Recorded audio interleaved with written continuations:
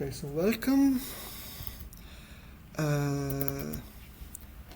Today I want to go a little bit back in the recapitulation to the multi-layer perceptrons and reconnect to the convolutional network that I went through last time, and then go to the recurrent network kind of architecture. And then the new stuff would be building the attention mechanism that is the basis for transformers and for large language models, but not only.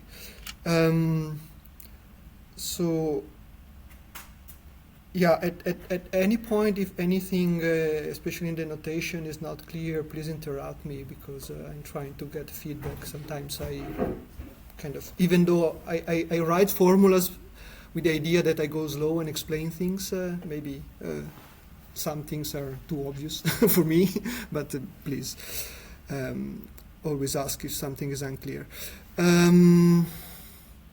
Okay, so I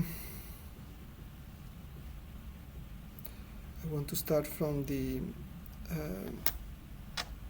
basic idea of the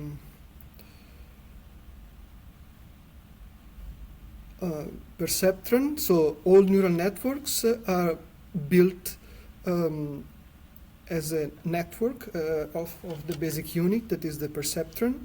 So it is let's say a mathematical object that takes any number of inputs, and first of all it makes a linear combination of the input, or could be in the most general case that there is a bias here, so a constant term, so that becomes an affine transformation in mathematical terms, but it's just saying that you are making a linear transformation, a linear combination of the input, and you allow for a constant term. And then the output of this linear transformation we call Z. Well, if I write like this, there is no index here. So the outcome of this linear transformation or affine transformation is non-linearly transformed. So in the basic original settings, it was just a kind of switch. So if the Z is above a certain threshold, then the output of the neuron or the perceptron is 1. If it is below a certain threshold, it is 0. Then the I have it probably in the other. Sorry, I should have.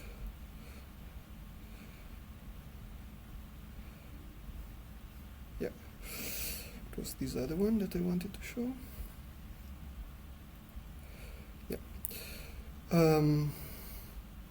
So same stuff, but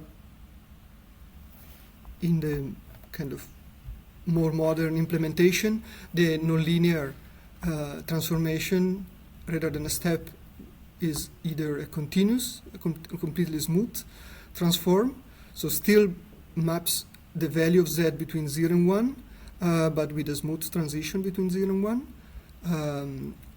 Or we have the celebrated rectified linear unit, so something that gives exactly the input if we are above a certain threshold, or 0 if we are below a certain threshold. Of course, the threshold can be absorbed by the bias in Z, right? So we can always put the threshold in 0 and then shift Z accordingly in order to get the threshold where we want. So this is the basic constituent of a network. What does it mean, network of neurons? Well, it means that now the neuron is this unit here. So so actually the circle is the nonlinear transformation. So it has a input here that is Z, that is the linear combination of the input.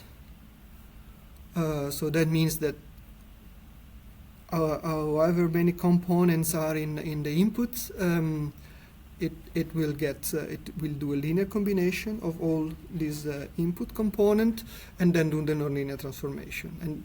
And this would be the first layer. The second layer treats as input the output of the previous layer. So this Y would be the output of all the neurons in the previous layer. And the next layer will do first a linear combination of all the neurons in the previous layer. So this is very important, that there is a connection to all the input layers. Then nonlinear transformation and so on and so forth. Where here, this one means that we have simplified the presence of the constant term by just putting a constant one input, and then the weight related to that input would be the constant term that we actually use. So the interesting part here is that such a network, actually with just one hidden layer, is a universal approximator. So any function that we want to model can be expressed as this linear transformation, nonlinear activation, and then another linear transformation to get the output. The other linear transformation is just because we have as many neurons we want in the layer here, and then we need either a number, so we do a linear combination of the previous layer, or we need a classification, and I come to that in a second.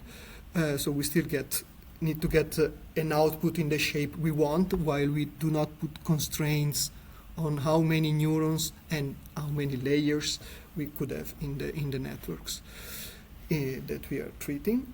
And so the basic algorithm to evaluate a network is to go over all the layers. So this is a kind of pseudocode. We go over the layers. In each layer, we go over the neurons. And then, again, the same notation. We do this affine transformation. And then we do the activation of what was transformed. And then we end up with a vector as output, and typically we know what we would like to get from that particular input when we want to assess or we want to construct the model, to train the model. And our knobs, so what we can control in the network is the weights that connect each layer to the next layer. So the activation function typically has no parameters. It's just something that either is a rectifier in a unit or logistic function, whatever. It's fixed forever. What it is dynamic, reacting to the data, are the weights. And this is true for any network that essentially exists. Right. So what we have is that we can evaluate what the network at any given setting of weights give as an output, and we confront it with what we expect. So this would be this G here. So we design a cost function that says how far we are from what we would like to have, and then we change the weights according to how far we are from the desired output. So I will not go through how we actually do that. What it is important is what the cost function or loss function looks like. So if we have a regression, so we want to predict a function that is a scalar function of the input, then imagine that the network, I lost the network, at the end has one neuron, right? So it will give a number. So it does all the transformation and you get a number. And then you compare the number with what you would like to get. So this would be our G. I use G for ground truth as a mnemonic. And F is what the network is predicting. And then we want to evaluate some distance of that evaluated function from what we would like to have. And so in the ideal case, or let's say when we construct this mathematically, we say, okay, the network, our model is giving a function, and we would like to get this other function. So we say, okay, we evaluate the absolute value of the difference, because we don't want that the error cancel out when we sum over all the inputs, or take the integral, and we want to evaluate the difference between the two. We don't know G, because if we knew G, we wouldn't model it. So we just know G in some instances, our training data, and so we evaluate the discrete difference at the training point, and then our distance would be, say, the sum over the training point of these distances, or maybe the average we divide by the number of training points, typically better in order to compare evaluations with different number of training points, for example. But at the end, we have this kind of choice for the cost function, and this cost function, so the network F eventually depends on the weights, and so what we do is to evaluate the weights such that we improve on the prediction. And so the kind of paradigmatic update rule for the weights in the network looks like this. So you have the weights at the next iteration with the weight at previous iteration minus something that depends on the gradient of the loss function with respect to the weights. So we evaluate, we want to lower the loss function, so we change the weights so that we lower the loss function, and this is what this update rule says. So this is our gradient descent or steepest descent, and with some tricks is the basic idea behind all neural networks. A separate discussion is for classification. So if our network has to predict a classification, so in the simplest form, we have a binary classification, so either something is in a class or not. So we could still have one neuron, and we say if it predicts 0, we are in class 0, or 1 in class 1. Again, we don't like these steep predictions, so the actual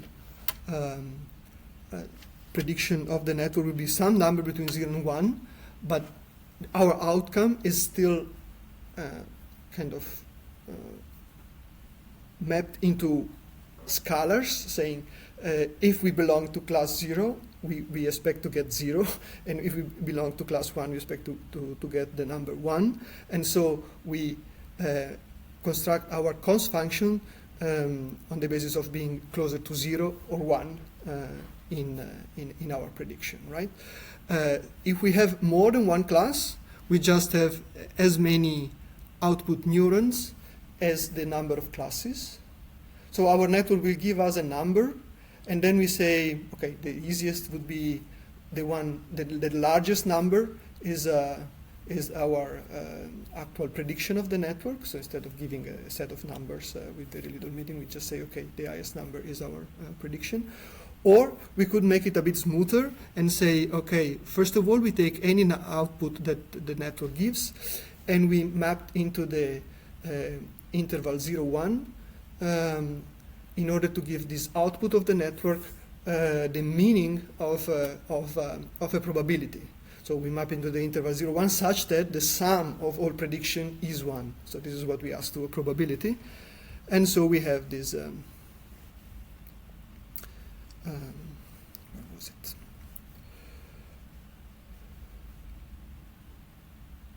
We have this softmax function. So whatever is the output, that would be yi. If we take the exponential of that, and divide by the sum. There is too many sums here. This is not a sum.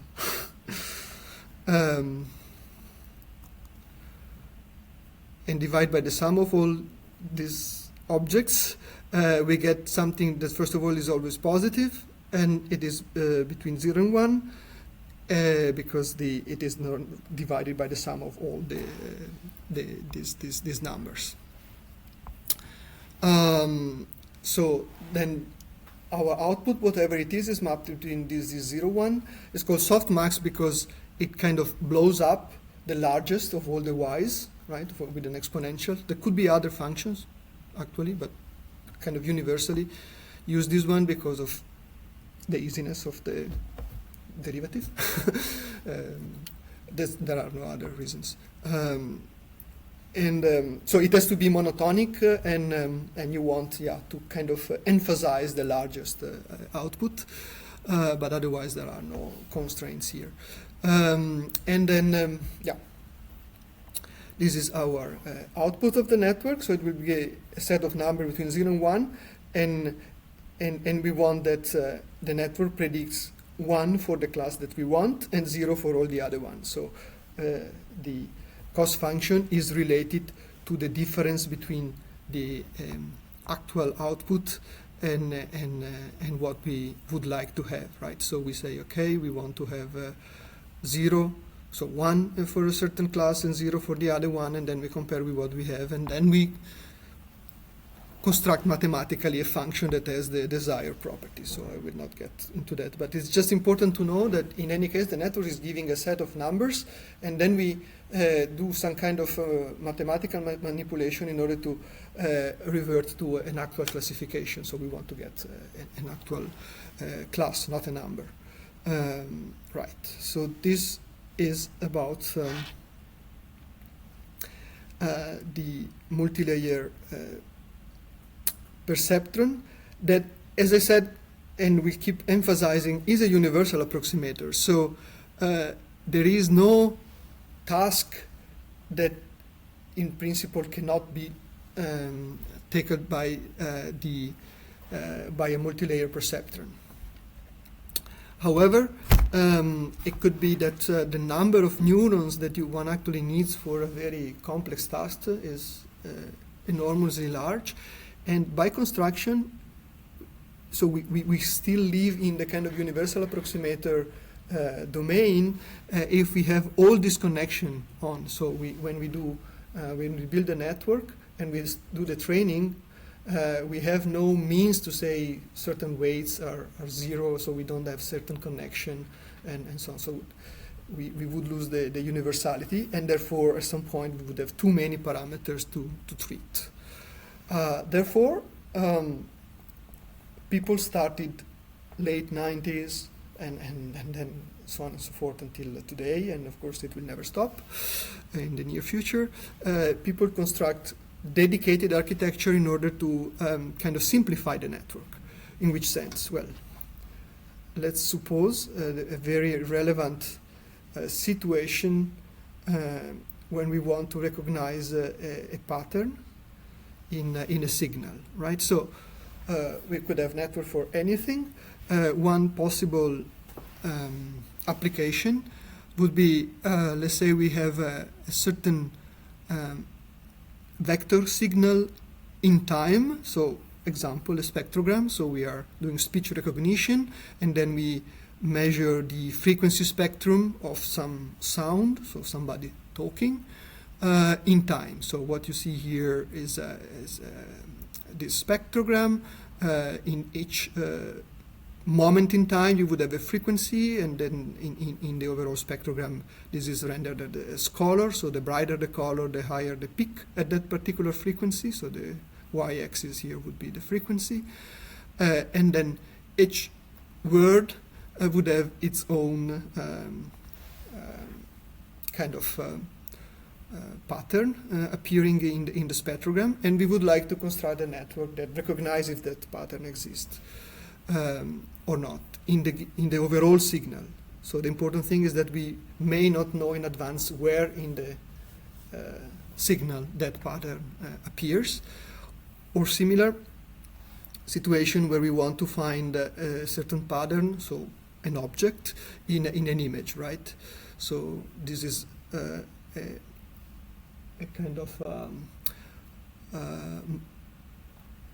placeholder for anything that could be really a picture of a star in the sky, or some kind of pattern on a surface of a material. So you're taking some microscopy, so TM, STM, whatever image, and then you get you want to recognize automatically if a certain pattern appears. So the idea of so-called convolutional network goes in two steps. One is to say, okay, well, first of all, nothing forbids me to say, okay, I just have a huge network where I give all this input. So all this input means that we have a certain number of time steps, and for each time step we have a vector. So it will be a kind of we can concatenate the vector. So it will be a large vector, or think as an image, so a two-dimensional kind of object, and we give it to a network. What does it mean? We give it to the network that each element of this two-dimensional matrix, let's say, as a connection with the input neurons, with weights to be learned, and then this is propagated until we get 0, no signal that we are looking for, 1 signal that we are looking for. The problem there would be that if the signal is somewhere at the beginning or in the middle or at the end, the network will give different signals. So we should train the networks to say, well, it doesn't matter where the signal is, it just needs to get the signal somewhere. So this is can become cumbersome, especially when we have to learn all the weights of such a huge object. So we can be smarter and say, okay, let's focus on just a small portion, could be even only one time step, but typical, okay, if we are looking for speech recognition, maybe a few time steps, and we say, okay, we give this portion of the signal to a smaller network. So this network ideally is trained to say, well, is the signal there or not, right? And then, so this is a cartoon for a network that does all the processing, and then at the end it says probability that there is the signal is close to 1. I mean, the signal is there and or not. Now, this would be the ideally trained network that recognizes the signal is there or not. At the beginning, it doesn't know anything, but we construct the architecture in this way. And then we say, okay, then exactly the same network with the same weights accept another inputs with in another time window, and so on and so forth. And then it would make the assessment. And then we take something that looks like an OR function. So if any of these instances of the network has recognized the signal, at least one, we just give a positive. Okay, the signal was there. So how do we construct an OR signal? Well, we use a softmax, so the same function as before. So we just say that even if one of these was positive, we get a pass. All right. So this function will give something close to 1 if one of the y is close to 1. Otherwise, it will give 0 everywhere. And this is the kind of preliminary step to get to convolutional neural network, that is the so-called scanning network. So basically, we would have the same network that would be trained on all the kind of subsection of the signal, and then we know in training where the signal is, and we say, okay, it's here, not there, not there, not there. So the weights will adjust so that it has to fire when the network has to give a large signal when somewhere it gets the wanted signal, otherwise not. Of course, if we want to recognize more words, well, we just have more outputs, right? We just say, okay, if one of these has been recognized, let's give a positive assessment on that particular class. So we go from binary to multi-class always with the same trick. We just add neurons in the output, more neurons will means that these more neurons will have weights to the previous layers, and hopefully there are enough weights in order to do the job for all the possible outputs. If this is true or not, we will learn only afterwards if the network works or not. But conceptually, this is the way we go. And then we do the next step is just a little bit of an observation, the way we write the algorithm for the network that I have just explained, where you go over time steps. So this means that the time is sliding between the first one to a final one. I go to K in a second. And then we go over the layers of the networks. So the input to the network is here. So Y at layer 0 is the input, is the signal, our signal, in an interval between the time t and t plus k, minus 1, okay, just to rebase properly. So that means that the network is seeing a k of these input slices, and then it processes, calculates z, and calculate the activation of the z's, right? So this is what this network, at the end we do the softmax to get the actual prediction. And then first of all we notice that we can invert this first two boundary of the iteration, because nothing happens in between the iteration over the time over the layer. So we say, okay, we just go over the layer and then we go over the times. That means that effectively we are constructing an overall network here, but now by construction we have only connection. So the first layer doesn't communicate to the second layer all to all, but only some part of the first layer will communicate with the second layer, because these two are exactly the same. I just have inverted. So it's just a step to recognize what the network is actually doing, or how we can improve the efficiency of the implementation. But by doing this very simple trick, we then basically can go to the next step. That is, okay, now I put it into a kind of two-dimensional framework, but bear with me. So this is a cartoon for the same thing that I've been explaining until now.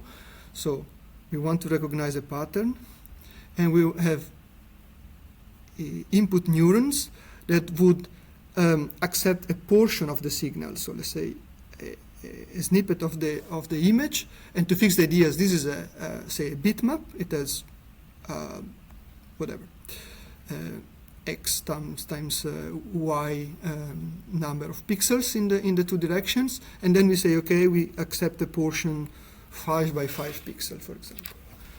And then there is a neuron that does a linear transformation of this 5 by 5 sub-image, let's say. What does it mean? That pixel by pixel, it has to learn a weight such that the overall 5 by 5 is transformed into one number, because this is what the neuron is always doing, right?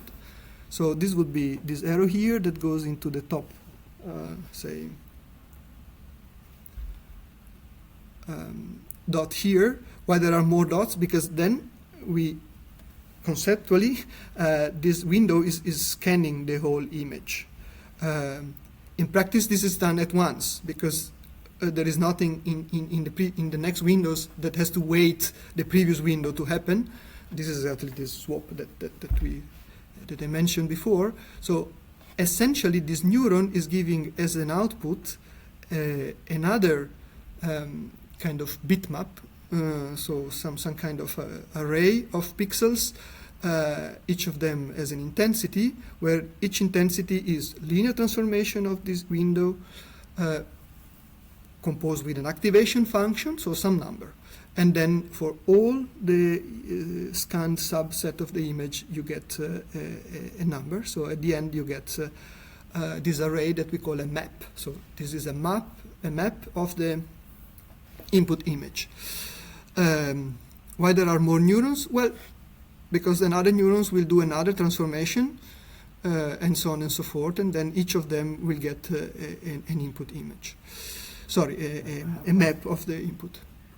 So this was the point that wasn't clear to me. So you say there are more neurons or 4 here because they do different transformations. So does it mean that they are trying to discover a different pattern, or what would be the...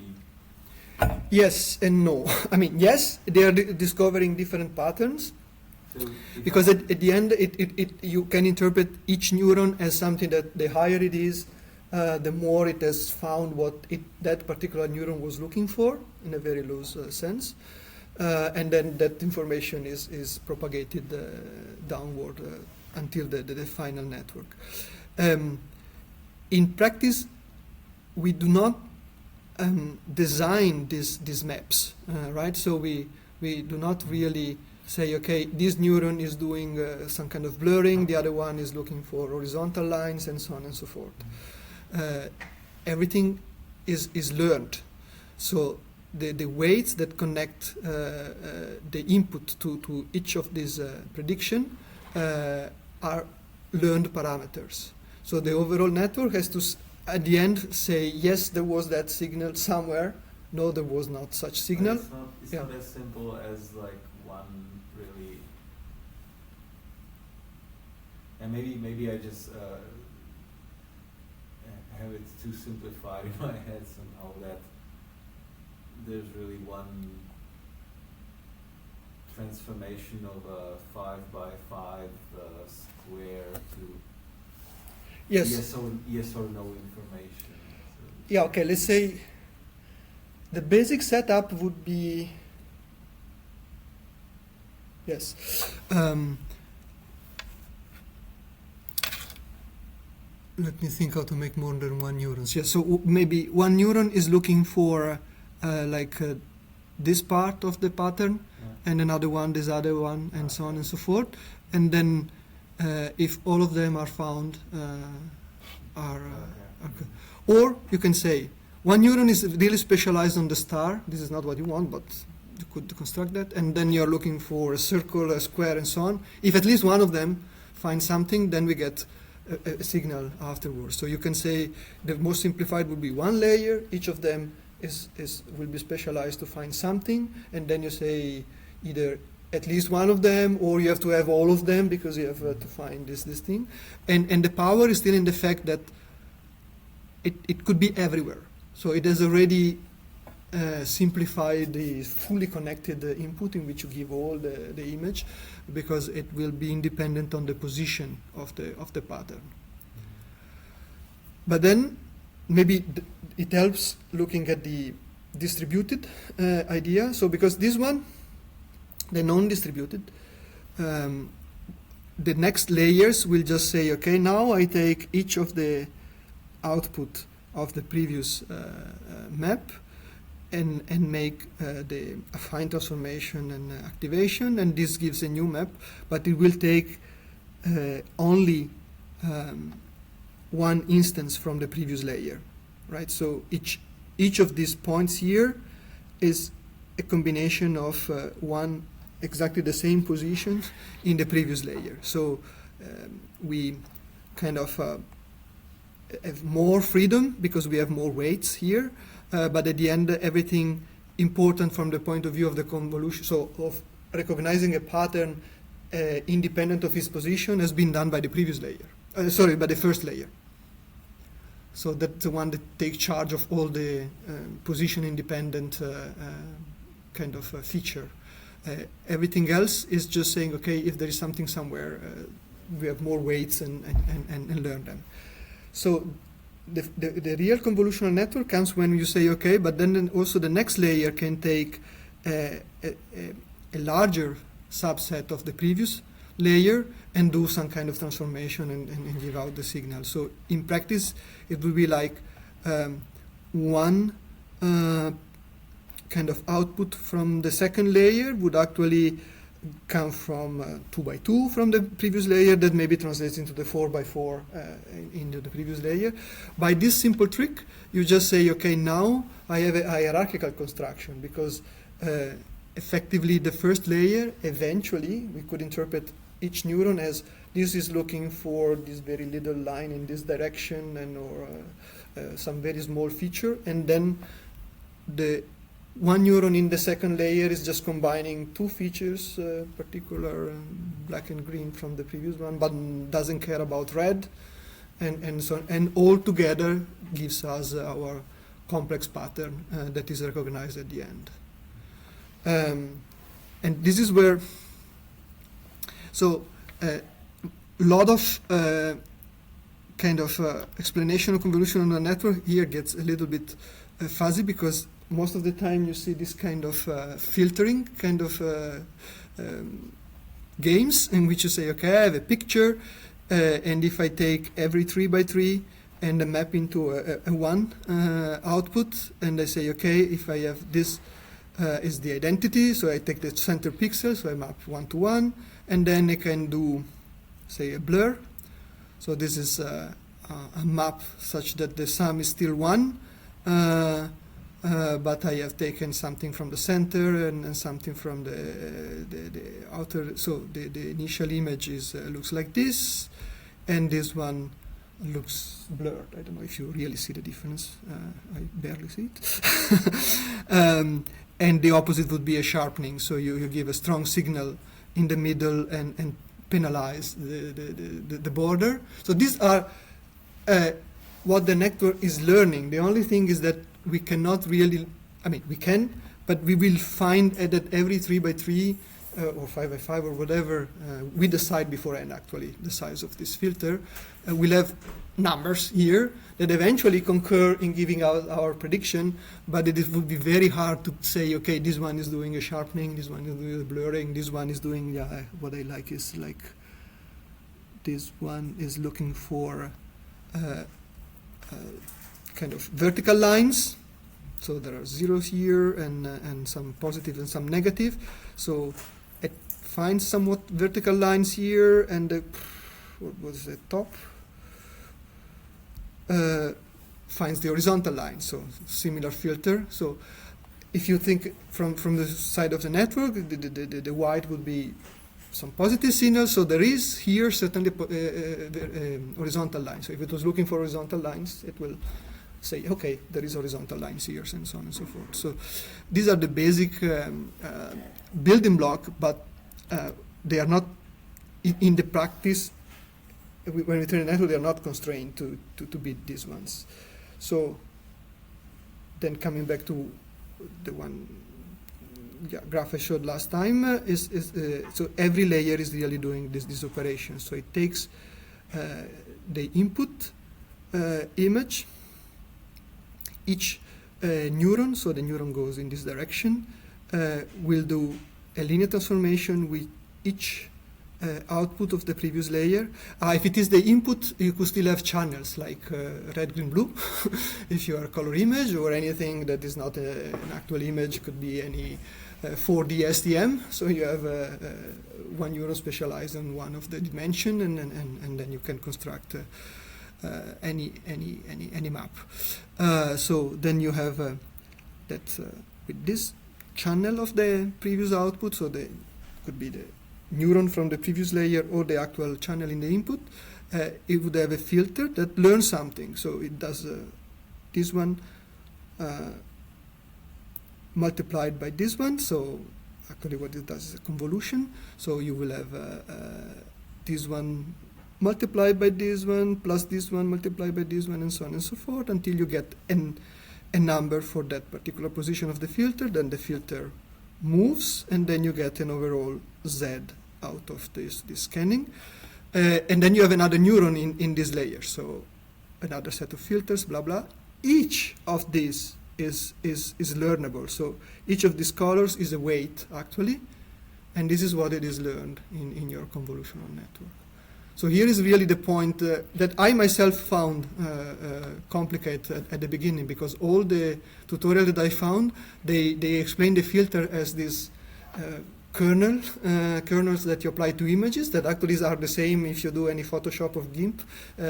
Is exactly what you do. There is a filter that scans the image and gives the output, and then it kind of, I mean, the tutorial gloss over the fact, or maybe it says, but it doesn't emphasize that actually no such thing really happens. Is like there are filters, but these are just generalized filters, or anything that we cannot understand, because imagine a network has thousands or millions of these filters, and we cannot assign a meaning to each of them, or even to any of them. But essentially, this is what is happening. Yeah. So these filters are more or less just defined at the beginning as that randomly set Yes. weighted biases. Yes. And then we try to, so in the training, we try to adjust them a little bit better. Also Yeah, the overall machinery is always these weights as much as for the multi-layer perceptron. They are adjusted on the basis of how good or bad is the outcome of the network. So and literally you say, okay, picture. You give so if it would be binary, it's just the pattern is there or not there, or maybe even to make a more powerful network, say there is this or that pattern. So a multi-class classification, right?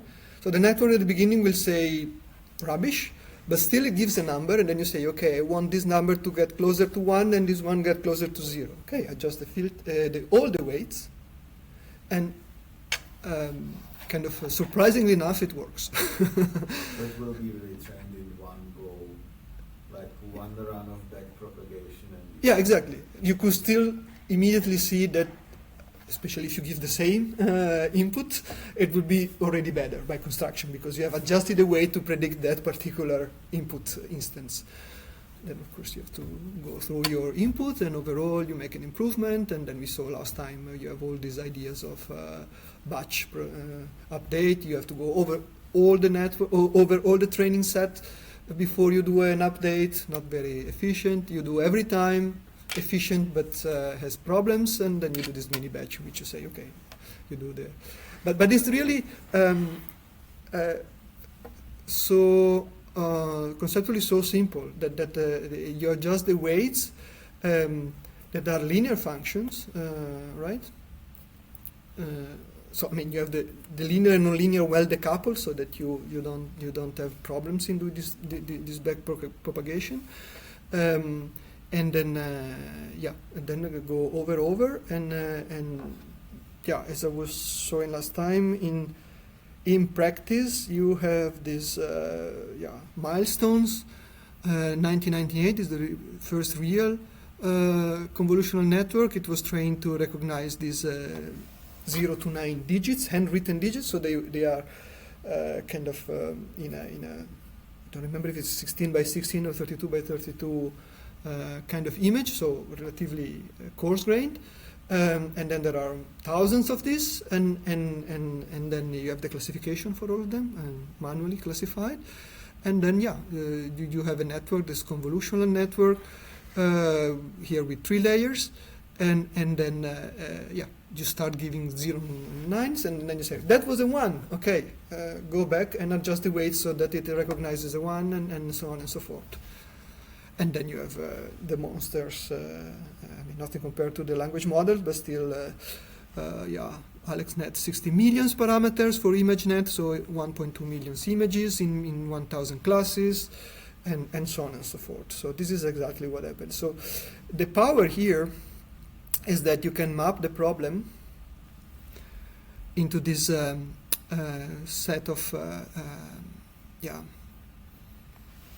linear and nonlinear operations, and most importantly, you have the adjustment of the weights fully mapped out, so that you just say, okay, now my weights are all these updates because of the propagation of the how much you were far from the actual result. All this can be parallelized because all these neurons are totally independent to each other. So the action of all filters or all the neurons are independent to each other. And so you give this massive amount of information, and when you do the backpropagation, also they go in blocks. So you update these weights on different processes. So in short, this is why neural networks are so used, because you can parallelize this training in an efficient way, especially when then at some point you also have dedicated architecture like GPUs, where you can do this even better than CPUs. But I will not go too much into that. This is also important for the transformers. Okay. Convolution, yes. So this is what I want to say on the convolutional networks. And then we go to the recurrent network. So this is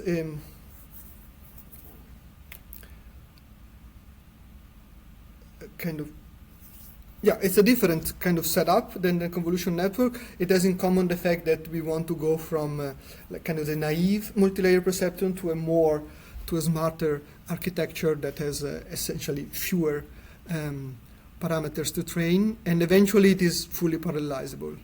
It takes a while before we get to the fully parallelizable version, that is the transformers. Now, so last time I also shown this kind of general idea where we have a kind of a time series. So any observable, or any observable that is a function of time suits here. So it could be the price of a stock in the stock market, or any time of time dependent observable in a physical system. And then we say, okay, in general we want to build a model that is a function of the input at a certain time and the previous inputs, right? So basically the input could be anything that we can measure at any time step, and then we want to predict the value of that observable. And therefore the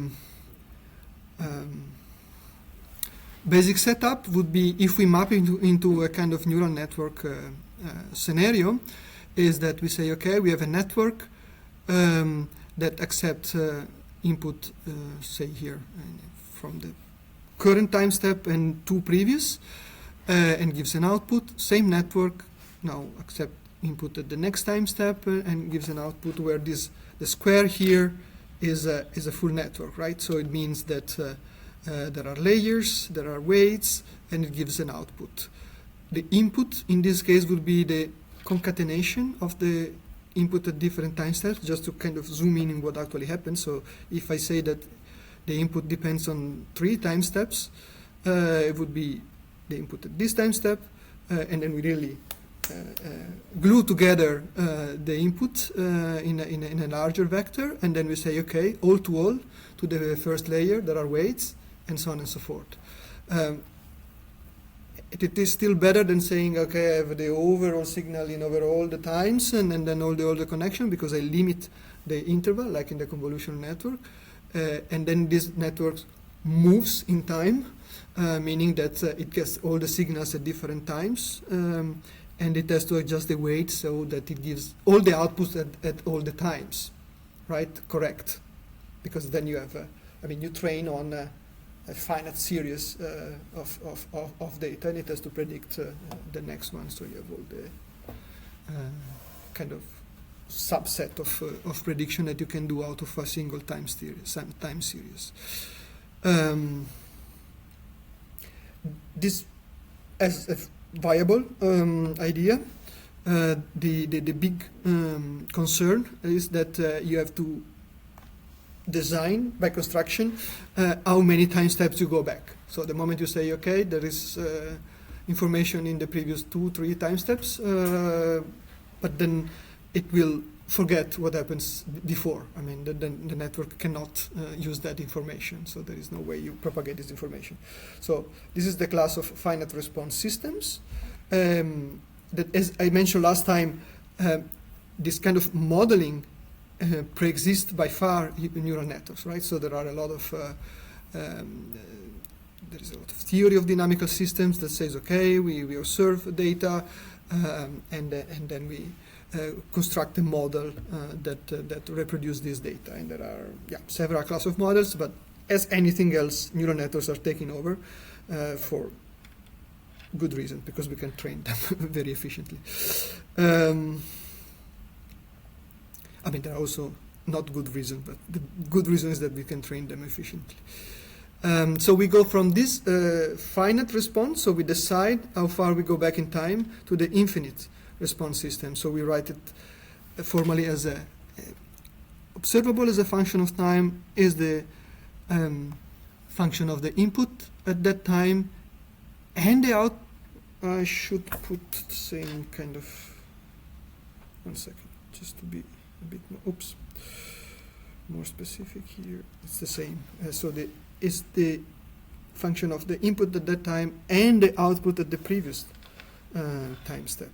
So this complicates. I mean, the graph is not that more complicated, but it complicates a lot the training, because now we say, okay, there is a network. This is always a network. This square that gets input.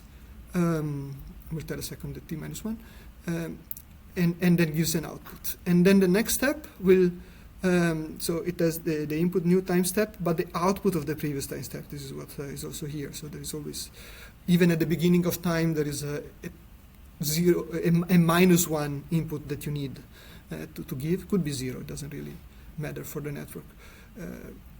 And then gives a new prediction. So in practice, what does it mean? That you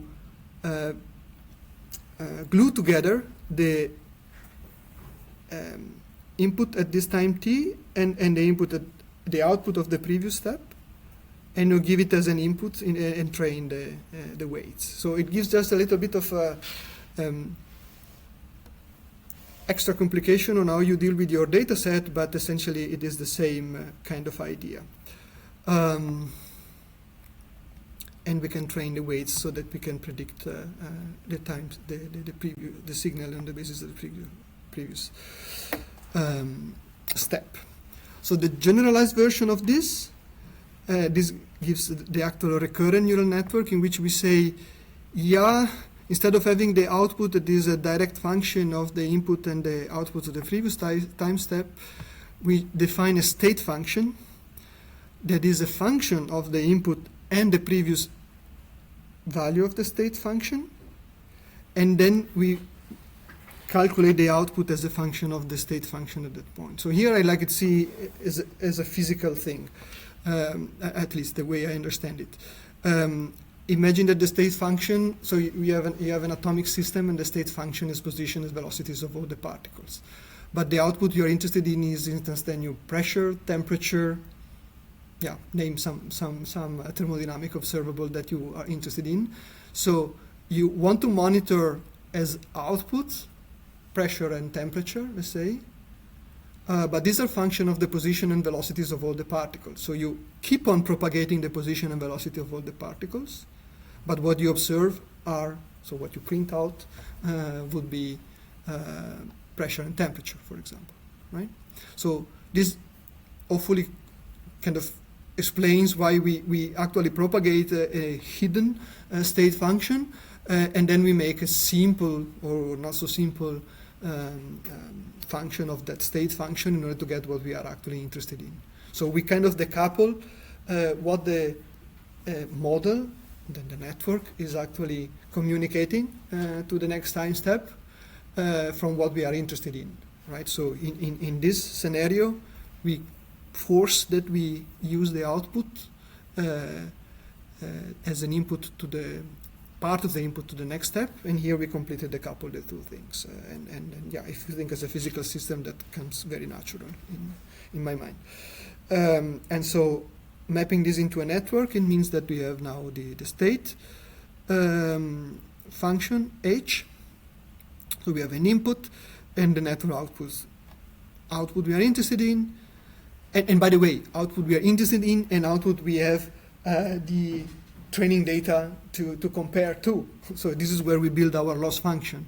We don't have a loss function for the hidden state, so we don't have. So like our velocities and positions are not, but we have the energy that has to be conserved, so we want to keep that constant. And then the next step would take the state from the previous, the new input. So again, by taking both means that it really concatenates the vectors. There could be other more complex operations here between the h and the x, but most of the time would be just a concatenation. And then there is a fully connected layer that just put together the input and the state and then propagates and gives you the new state and the new output. Now it could be more complicated than this. The state here could actually be directly connected to more than just the first input layer, and the output state could be a function of more hidden layers. So imagine more connections here, but that's not. I mean, it just complicates the way you code the thing. That doesn't give more concepts here. It would be just that you take the output of this layer and then you just propagate to the next instance, right? So you don't have any constraint conceptually, as long as from any architecture you write, you are able to calculate the derivative of the weights, the derivative of the loss function with respect to the weights. There is no limitation, right? So you can imagine that you can do that. Okay, so this is general setup for. So do we need memory all the time for that neural network, for that H? So we calculate it and then we have to place it somewhere. Yes. For the next evaluation step. Yeah, absolutely. Yes. This is one of the powers. Good point. So, okay, in this way, the way I've written here, you just keep memory of the previous step. So it's not much. I mean, okay, of course, H can be as large vector, as many dimensions as needed, but you would just keep track of the previous step. But indeed, at some point, one says, yeah, no, maybe not only the previous step is important, we need to keep track of a lot of previous steps, and this is where things can come to be complicated, and then one has to design it properly so that the memory doesn't blow up, right? Very good point. So that would also mean that the first prediction that we can make is for a step type t plus 1, and we have just one step back memory, Yeah. so we can only predict t plus 1. Yeah. Because we need t Yeah. for the prediction. Okay, but you start, so typically you would have, so in this scenario, your training set is already one or more time series, but let's focus on one, and it will have already 10 steps. And then you say, okay, I give you the input from the first and predict the second. I give you the second and predict the third, and so on and so forth. You have already so many instances. Mm. These are all different training points, right? So you have this information, yeah. Okay. And then you may have more than one time series, hopefully. So that would be, and maybe this is even more clear when I go to the next. So I'm now going to present a kind of more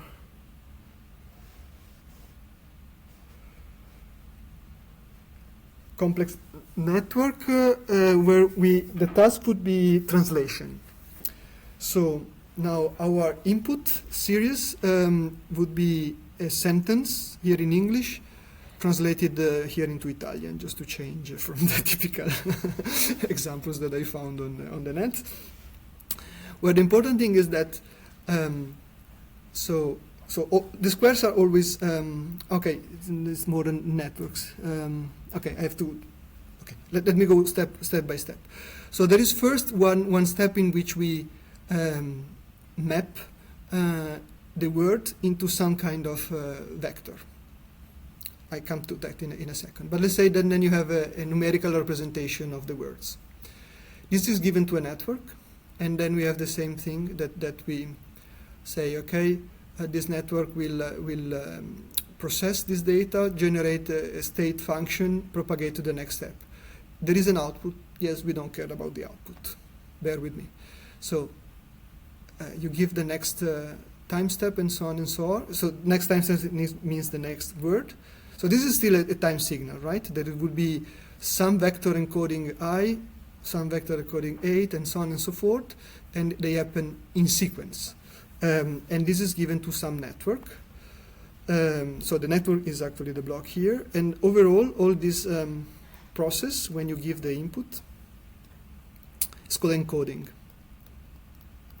Why it is called encoding? Yeah, because at each step, you would have this hidden function that is updated to the next step until you get kind of a final state that in some sense has represented the full sentence, I ate an apple.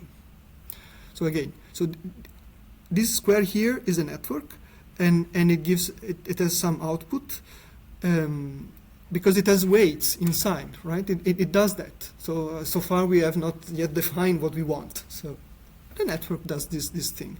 Then next step, previous step, new word, new step, and so on and so forth. So it has to.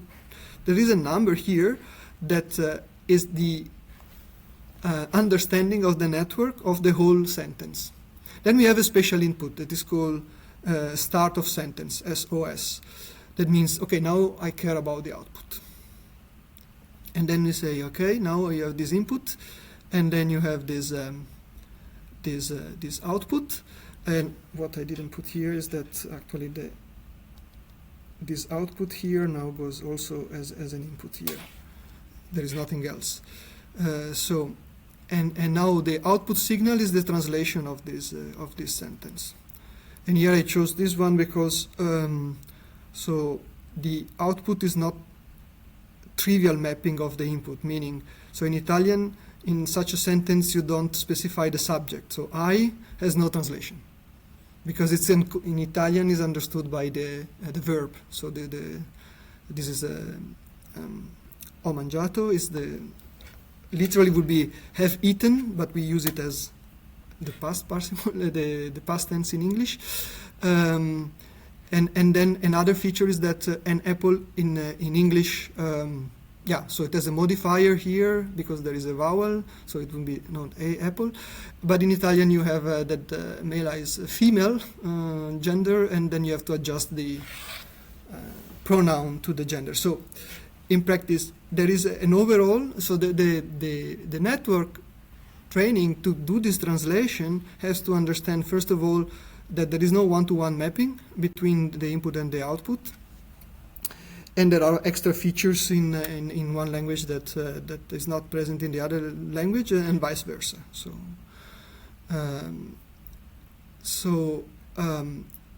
This part here is actually this part is called, it is a name as encoder, and this part here is called decoder. So also here it is a network. So this block here is the network. It gets some input. It gets the state from the previous step, and then gives the state from the previous. So these are always these state function to the next step. The input is the output of the previous step, and so on and so forth. And then at some point it has a special output when it decides that so end of sentence. Means that it stops. So the network should learn that as well. So what does the first word mean? I mean, you said that you don't have that I in this is the have. Literally is I have. I have together. Okay. Eaten. Yeah. Yeah. It's and yeah, I mean, I chose this especially because we don't say. So we have the word for I for sure. So io, but correct Italian doesn't put the subject here because it isn't. I mean, not because that's a tradition, but since the same information is here, we can get rid of that, and in fact we don't use it. I guess it's the same term, so it's a perfect form for test. We also say that I have instead of I ate or something. I have You know, I eaten mean, in the same German. they just leave out the pronoun. They Yeah. leave out the I. Yeah, okay. But I you guess, have- yeah, I yeah, think that helps. you can in German, but it would not be correct, right? Yeah. Ich habe gegessen. Yeah. Yeah. Probably. Yeah, that's pro- not what I mean. I yeah. was just not. Yeah, okay, it's the same that the verb. Yeah, in English there would be no way because ate is the same for every. So in German also you have some clues, Yeah. but probably in kind of a colloquial speech sometimes you leave it out. I mean I know when it is kind of not redundant. Huh? Yeah, Lucas does, but these two don't. Luckily. The difference is that this is fully correct Italian. Actually, if you put io, so I in front, you immediately signal yourself as not Italian. It's like, okay, typical mistake.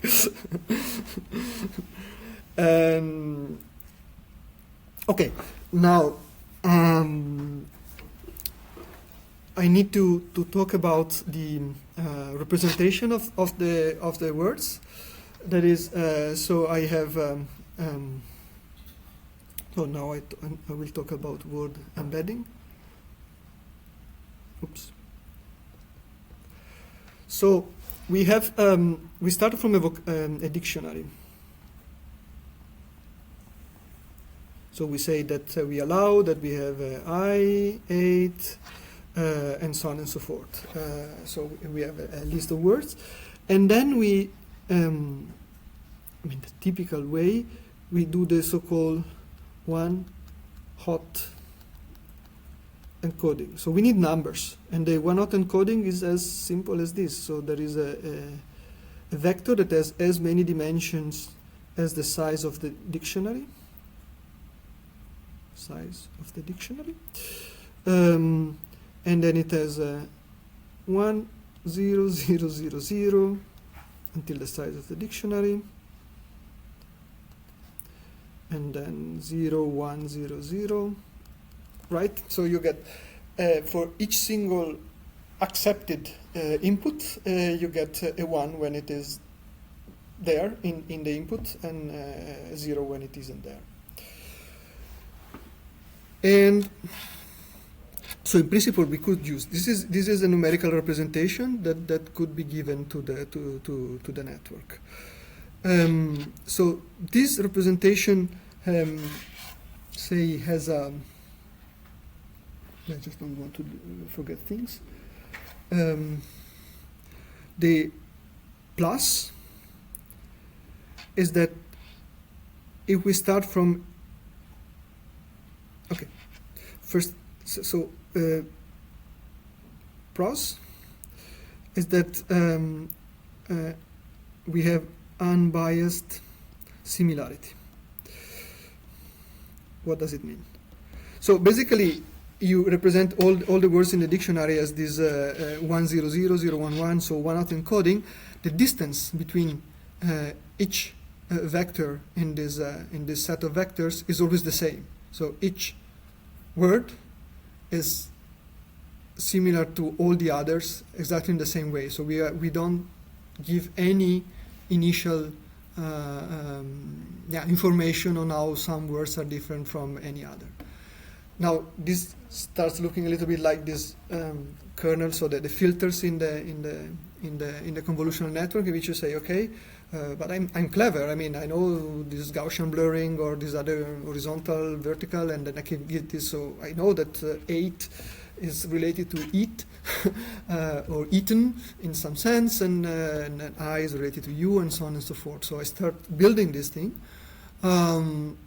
But typically, this is not the right way to go with neural networks. So you say, I want to allow that there is some similarity building, but this should come from the data. But if we stay with this one-hot encoding, there is nothing out. So what we have, because we will live forever in this kind of very weird space that is very sparse, right? So we use a lot of dimensions to to represent so as many dimensions as our dictionary. So we want to go from this representation that we call W. Yeah, W is the normal the weights.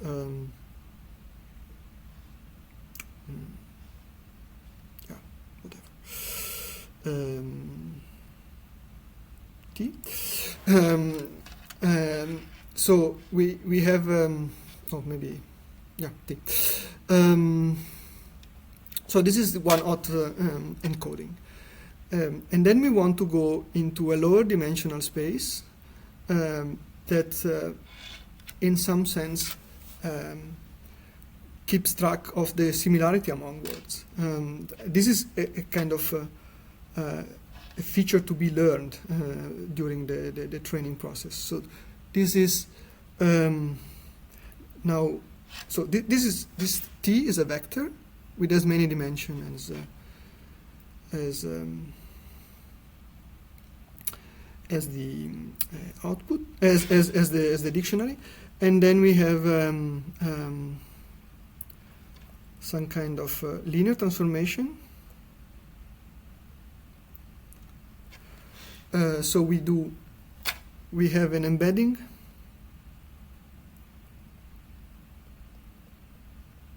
matrix. This is our one-hot encoding, and this is our embedding. So far there is nothing strange. We construct something that has, so say the embedding has a dimension the embedding, so this is T times 1 vector. This is dimension, oh sorry, size, I used size of the embedding, size of the dictionary times 1, and this of course would have a size of the embedding times size of the dictionary kind of dimensionality. So this is a matrix with a large matrix that maps the one-hot encoding into some vector that is actually the input to these networks here. So guess what? This embedding is also part of the training. So one can kind of enclose in the network this thing, because one of the things that it is learned is this projection, P for projection matrix, and the weights. So these things come together. So this is the way we go from words to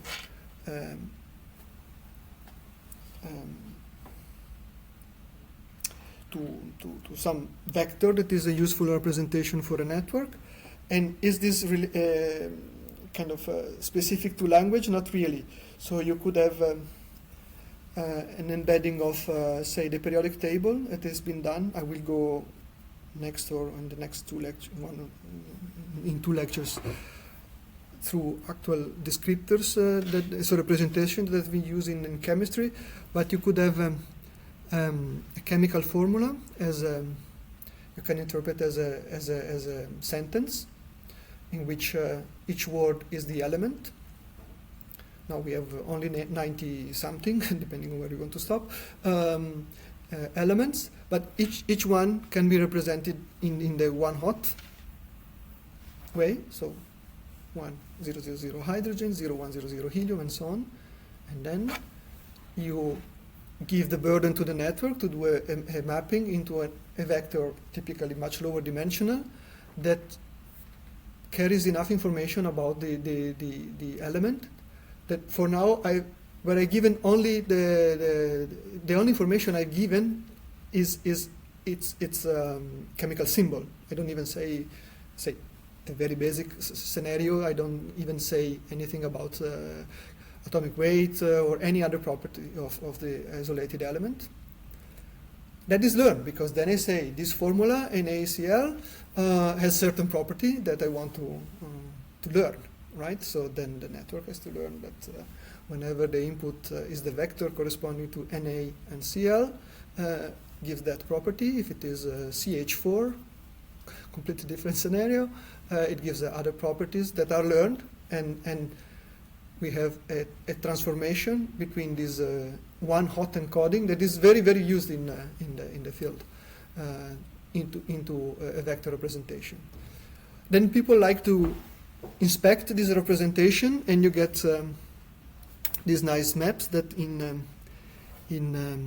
so if you look at the at the embedding, so this would be a low-dimensional representation. Of course, it's not two-dimensional, but let's say for the sake of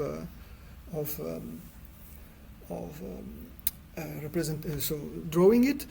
So you have this actual word embedding. There is a full list of these that you can find. So there is a website. It's called a platform. This is called Hugging. I mean, there are many, but this probably is the largest. Among many things, you look for word embedding, and you find some celebrated embedding where you really can use only the first part. So you just say, okay, I want to train a new network for doing some specific task on the language. I don't train also this part. I just accept the embedding that comes from other previous networks, and kind of the specificity of this embedding is such that you can interpret similarities, right? So one example you find always often is, say, if each point is a representation of some words. So let's say that I have the words Rome, and Berlin, and another short one, Paris. Washington is too long. And then you have, say,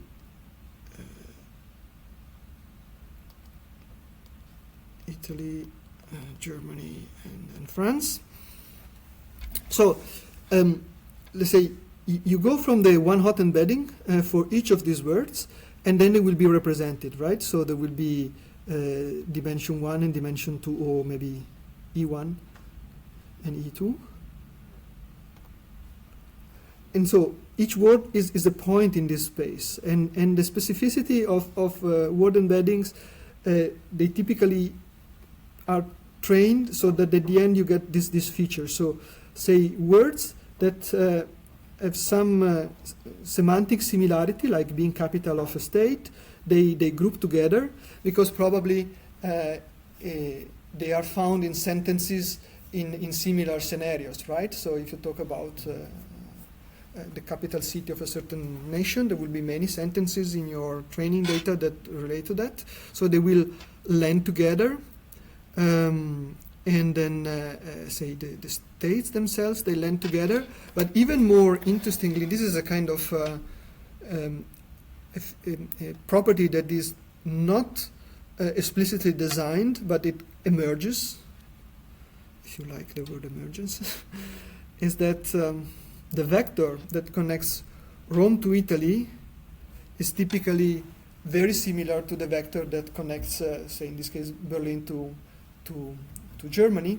That means that you can do algebra, because if you have, you know the vector, Rome, Italy, and now you go to Berlin, you look what is on the other side of the vector from Berlin, and you find Germany, right? So this is this representation, when it is well trained, it allows you to do algebra on abstract concepts. You probably have seen examples with images when you say, okay, you have a male doctor or somebody with glasses, and then you want to do the female with glasses. It just does this kind of algebra. So it has the kind of prototype of male versus female, and with or without glasses. So in principle, it can construct the picture of a female with glasses without ever having seen that, because it does this projection. Of course, in order to be understood by humans, you need to invert this projection. That is all linear algebra there to tell when and how you can do that in practice. But this is the idea of representing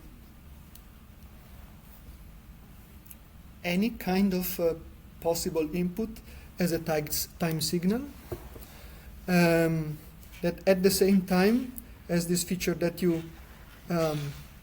kind of can group together a signal of different size in order to make predictions, right? So this,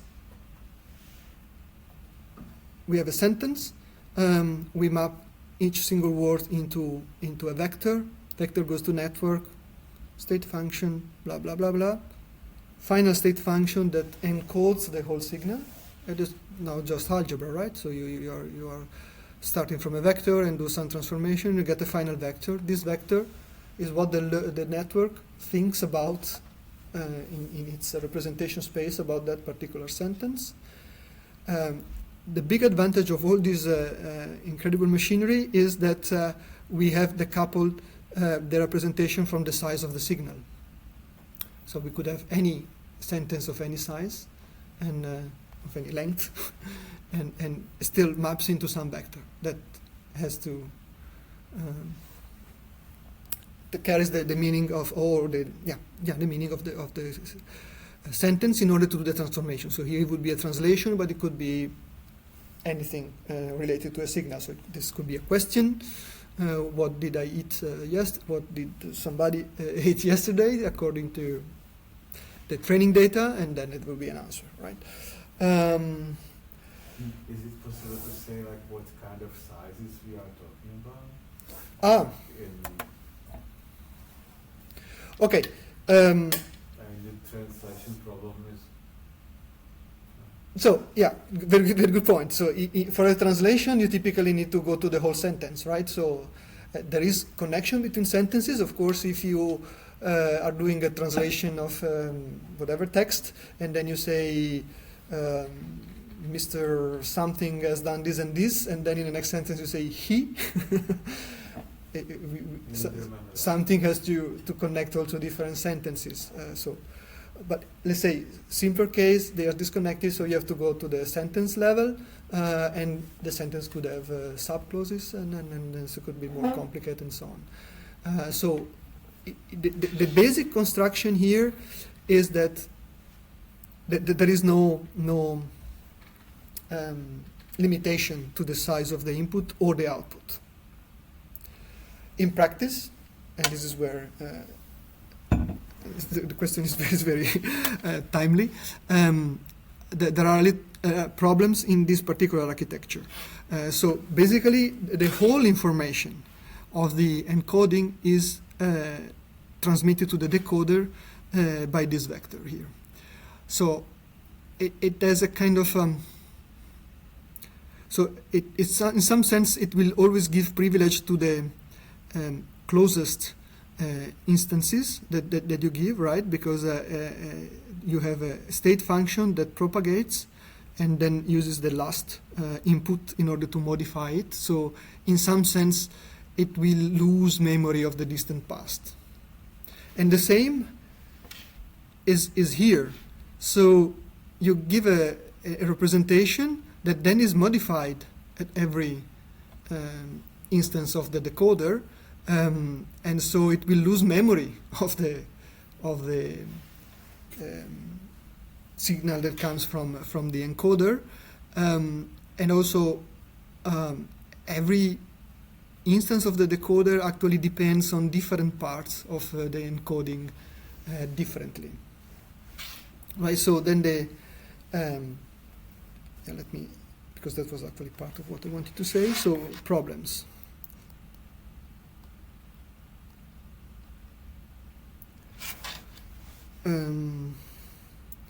I call it HN. So the encoding. Yeah, I use too many encodings. So not the word. So this is say word embedding, and so this is the encoding, the overall network that does the encoding. So the encoding HN loses memory of distant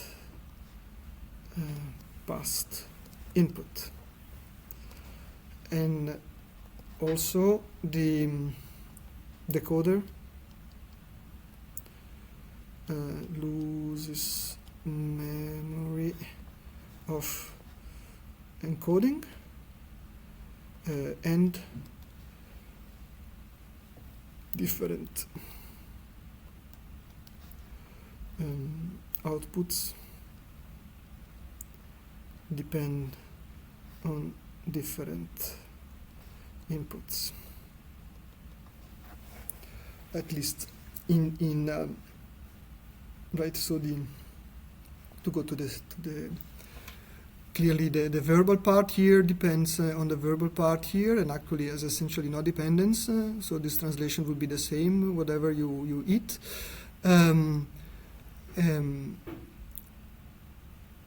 But yeah, so you need to put together I ate to do this part ho mangiato here, and apple is what maps into una mela.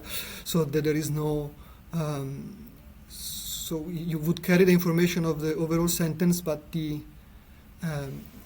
output would depend on different part of this embedding, while you have only one vector that has state vector that has the whole information. So there are now, okay, I just quickly go through the first step that we do, that is, so it actually doesn't have a full name, I think. Yeah. So the first solution we may think of is that we say, we take the state function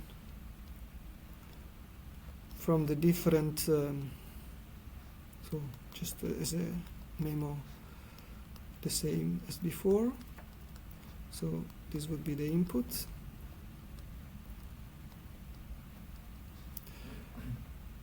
But okay, probably better to do this way.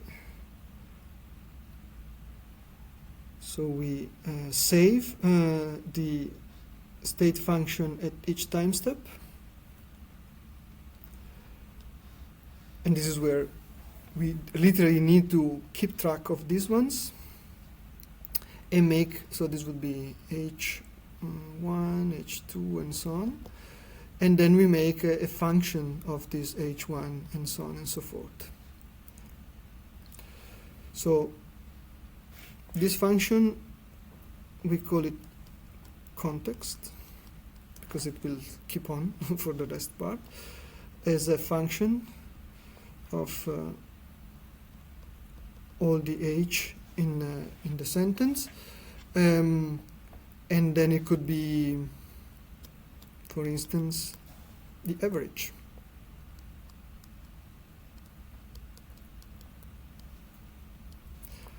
Right, so we could say we have a function context. So let's say, yeah, C is a function, is the average of the state function at all steps. Right, so this would be the most basic way we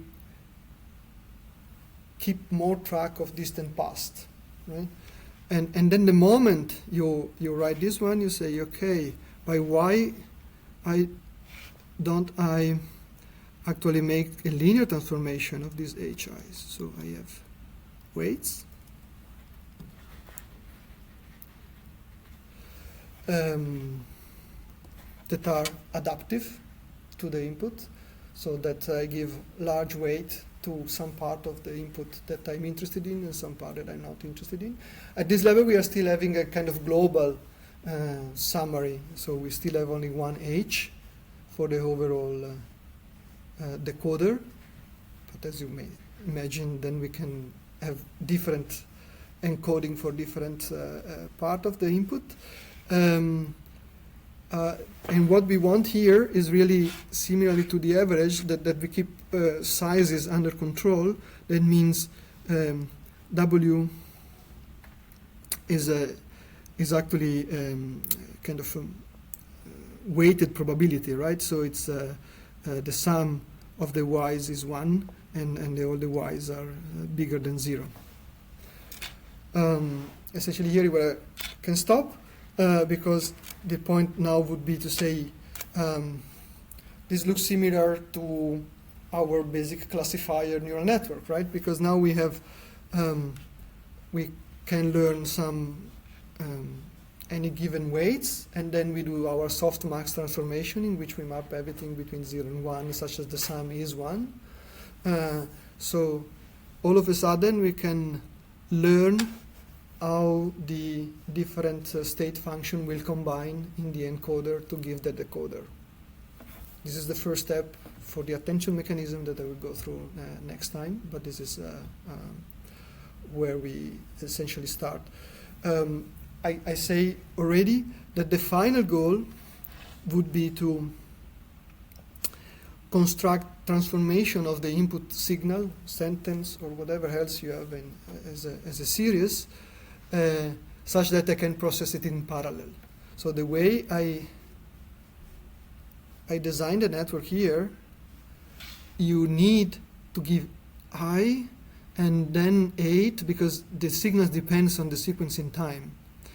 But the final goal of all this exercise will be to construct an architecture that has this basic idea, much more powerful, because it will be able to solve the problems that I have highlighted. So the fact that you have too much, so you lose memory of the distant past in both direction, and then you want to focus on different part of the input for the output. So it solves all this, and it can process the input in parallel. That is again why transformers, language models are actually a viable architecture, and not. So the recurrent network have had a lot of history, again 90s, early 2000, but then they fade off because 2015 we got the transformer architecture appearing. Okay, I stop for today. Thank you.